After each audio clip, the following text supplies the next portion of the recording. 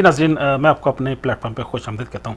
नाज़रीन, हम क्योंकि दुनिया के एजुकेशन सिस्टम के हवाले से बात कर रहे हैं, और हम जब दुनिया के एजुकेशन सिस्टम की बात करते हैं, बल्कि इससे हम एजुकेशन के हट के भी अगर हम सियासत की, तमद्दन की, मईशत की, माशरत की बात करें, हम बिज़नेस की बात करें, दुनिया इंसानी ज़िंदगी के किसी की भी पहलू को आप अगर लेंगे तो वहाँ पे आप दुनिया के मज़ाहब को इग्नोर नहीं कर सकते, आप उसको फरामोश नहीं कर सकते। क्योंकि जब आप इंसानों से डील करेंगे, वो चाहे बिज़नेस की शक्ल में करें, चाहे उनके तमद्दन, माशरत, सियासत, किसी भी एतबार से जब आप उससे इंटरेक्ट करेंगे तो फिर उनके बिलीव भी सामने आएंगे, उनकी सोच भी सामने आएगी, उनकी फ़िक्र, उनके नज़रियात भी सामने आएंगे, जिन्हें अंडरस्टैंड करते हुए, उसकी रिस्पेक्ट करते हुए आपको फिर आगे बढ़ना होगा। क्योंकि इससे इस तरह पॉसिबल नहीं है कि आप किसी फ़र्द के, किसी शख्स के, उसके चाहे पर्सनल या उसके फैमिली या उसके माशरे के जो भी बिलीव्स हैं, उसको इग्नोर करते हुए आप बेस्ट पॉसिबल इंटरेक्शन इस्टेब्लिश कर सकें। तो गोया जब हमने एजुकेशन सिस्टम पे काम शुरू किया तो फिर हमने महसूस किया कि नहीं, हमें दुनिया के मज़ाहब का भी इल्म होना चाहिए। तो जब हमने मज़ाहब पे आगे काम करना शुरू कर दिया तो वो अपना जो स्कूल ऑफ थाट था, वो पूरा एक अलग से इंस्टीट्यूशन ही हमारे सामने आ गया। तो फिर हमें हर मज़हब का डीपली जो हमारा अपना एनालिसिस था, वो मेरी टीम ने पूरा बना के मेरे सामने यहाँ पे रख दिया है, जिसको आपके सामने मैं पेश करने की कोशिश करूँगा।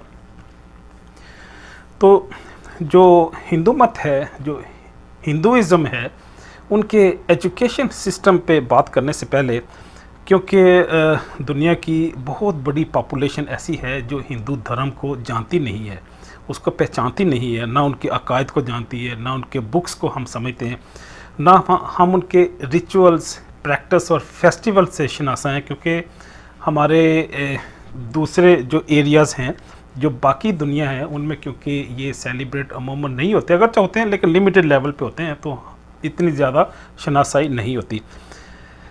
तो हमने फ़ैसला किया कि इन हिंदू धर्म के हवाले से, हिंदुइज़्म के हवाले से कुछ चीज़ें आपके सामने पेश कर दें, ताकि इसके बाद जब हिंदुइज़्म के एजुकेशन सिस्टम पे बात करें तो उसको अंडरस्टैंड करना आसान हो। तो हिंदुइज़्म के जो 6 फंडामेंटल गॉड्स हैं, जो सबसे बड़ा उनका खुदा है, उसको वो ब्रह्मा कहते हैं, जो क्रिएटर है, जिसने इस कायनात को क्रिएट किया। ये उनका अकीदा है, मैं उससे बहरहाल एग्री नहीं करता। हम तो जो बीइंग मुस्लिम, हम कहते हैं इस पूरी कायनात का एक ही खुदा है, एक ही रब है, वो रब्बुल आलमीन है।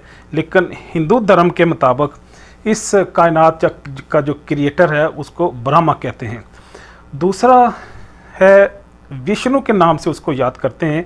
विष्णु की फिर आगे 2 कैटेगरीज़ हैं, या 2 उसकी अशकाल हैं जो उसकी अपीयरेंस हैं। एक रामा है, दूसरा कृष्णा है।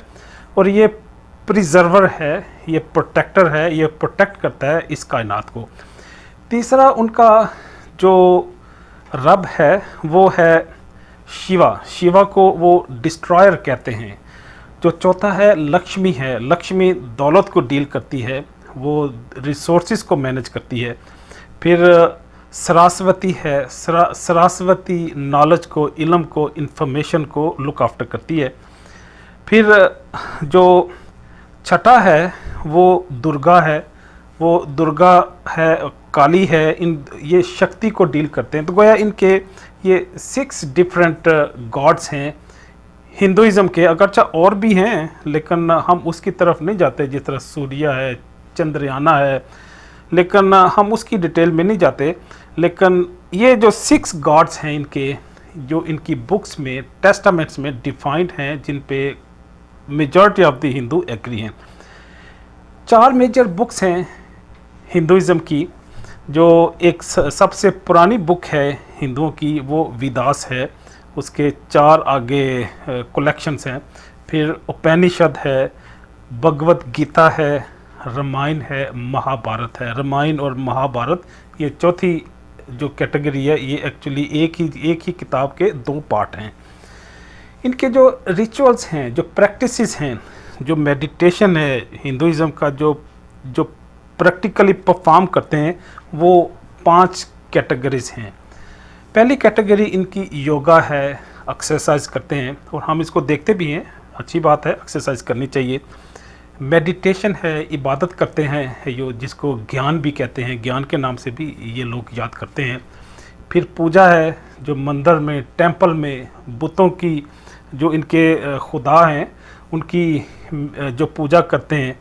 फिर जो इनकी चौथी प्रैक्टिस है वो फेस्टिवल्स है, वो चाहे होली हो, दिवाली हो, और उसको सेलिब्रेट करते हैं।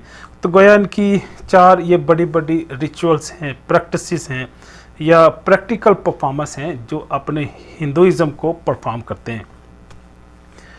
हिंदुइज़्म में 5 क्लासेस भी हैं और ये बड़ा अजीब लगता है कि आप बनी नोए इंसान को तकसीम कर दें।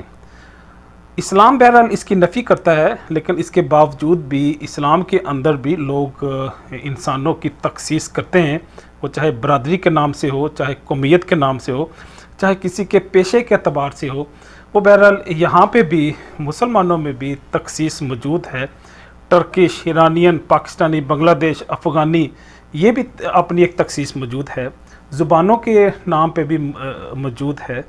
लेकिन बहरहाल मैं समझता हूँ कि जो इंसानों को, दुनिया को, लोगों को मज़हब के नाम पे, कौमियत के नाम पे, ज़ुबानों के नाम पे तकसीम करना वो मुनासिब नहीं है। लेकिन सबसे जो मैं समझता हूँ कि जो बुरी शक्ल है वो इस हिंदुइज़्म में हमें नज़र आती है।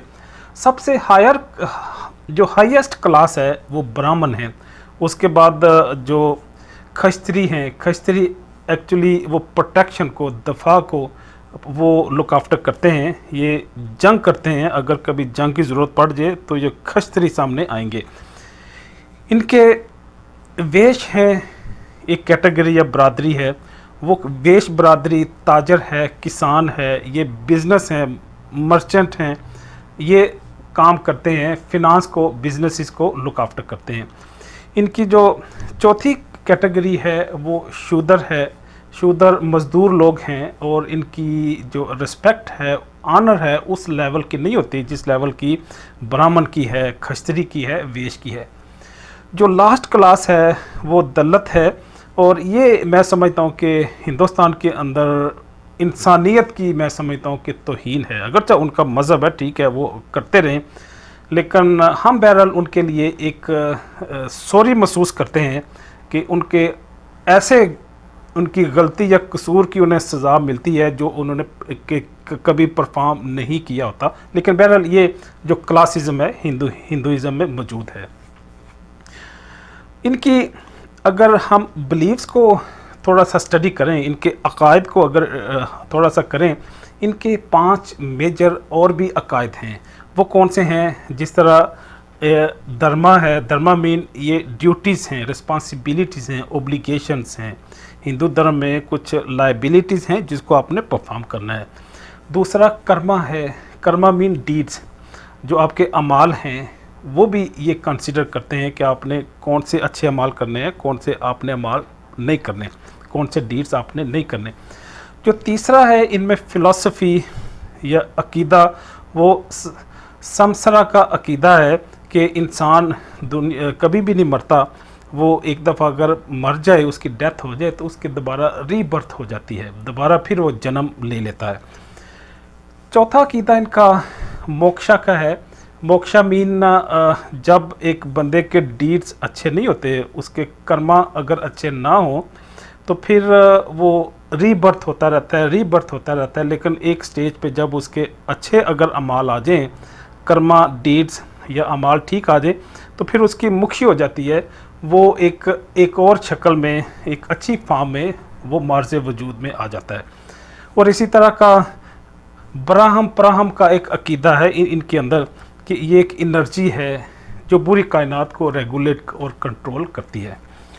तो गोया ये हिंदुइज़्म का छोटा सा तारफ़ आपके सामने पेश करना मकसूद था कि जब हम इसके बाद हिंदुइज़्म के जो एजुकेशन सिस्टम के हवाले से अगर बात करें, तो आपके लिए इस तनाज़र में हिंदुओं के अकायद को अंडरस्टैंड करते हुए उनके एजुकेशन सिस्टम को भी अंडरस्टैंड करना आसान हो।